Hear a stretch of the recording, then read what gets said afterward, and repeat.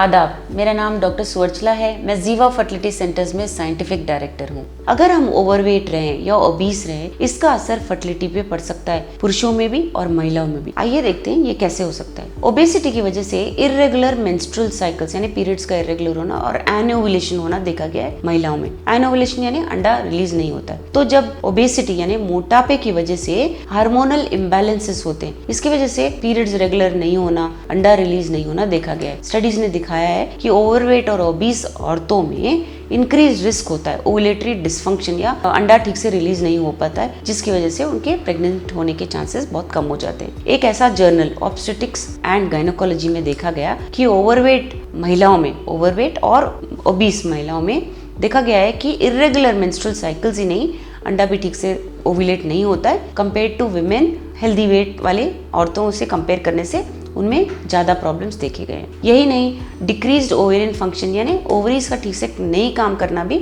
Obesity की वजह से देखा गया है। ओबेसिटी की वजह से इंसुलिन मात्राएं बहुत ज्यादा हो जाती हैं। एंड्रोजेंसी जो मेल हार्मोन्स होते हैं, ये भी बहुत ज्यादा हो जाती है। इस हार्मोनल इम्बैलेंस की वजह से ओवरी का फंक्शन ठीक से नहीं हो पाता, फॉलिकल्स के डेवलपमेंट ठीक से नहीं हो पाते, जिसकी वजह से आपको इनफर्टिलिटी हो सकता है। एक ऐसा जर्नल जिसे फर्टिलिटी और स्टेरिलिटी कहा जाता है, उसमें दिखाया गया है कि बॉडी मास इंडेक्स जब ज्यादा होता है तो ओवेरियन रिस्पॉन्स यानी कि ओवरीज में जब हम अंडों को बढ़ाने की कोशिश करते हैं टैबलेट्स या मेडिकेशंस द्वारा, उनमें रिस्पॉन्स ठीक से नहीं आता। स्पेशली आईवीएफ केसेस में ये स्टडी किया गया है। पुरुषों में स्पर्म क्वालिटी में घटोती देखी गई है। ओबेसिटी की वजह से स्पर्म क्वालिटी यानी कि काउंट, मोटिलिटी, मॉर्फोलॉजी तीनों मार खा सकते हैं। और रिसर्च ये कहता है कि ओवरवेट और ओबीस पुरुषों में लो कॉन्सेंट्रेशंस, डिक्रीज्ड मोटिलिटी देखा गया है हेल्दी वेट पुरुषों के मुकाबले।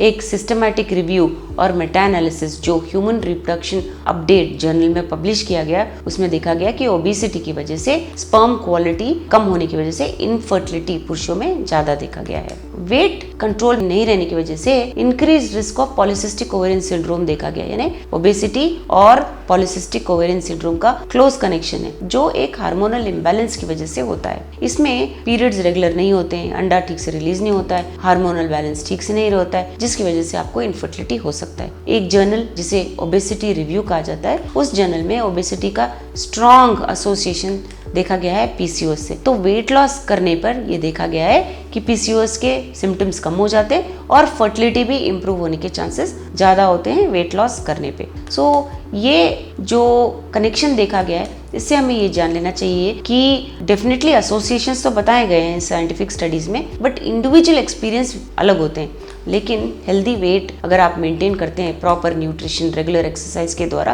पॉजिटिव इफेक्ट्स आपके बॉडी पे, मेंटल हेल्थ पे जरूर होते हैं, बट आपके फर्टिलिटी पे भी ज्यादा होंगे, आपके प्रेग्नेंट होने के चांसेस भी ज्यादा होंगे। अगर आप ओबीस और ओवरवेट हैं तो आपके फर्टिलिटी स्पेशलिस्ट से कंसल्ट कीजिए, आपके न्यूट्रिशनिस्ट से कंसल्ट कीजिए। वो आपको बताएंगे कि कौन सा डाइट आपके लिए परफेक्ट रहेगा, जिसके कारण आप वेट लॉस ही नहीं, आपके फर्टिलिटी के चांसेस भी बढ़ा पाएंगे, जिससे आप प्रेग्नेंट हो सकते हैं। इसके बारे में और जानकारी के लिए अवश्य जीवा फर्टिलिटी सेंटर्स आइए। धन्यवाद। हमने इस वीडियो बनाने के लिए बहुत मुशक्कत की है। मेहरबानी करके हमें लाइक और सब्सक्राइब जरूर कीजिएगा। शुक्रिया।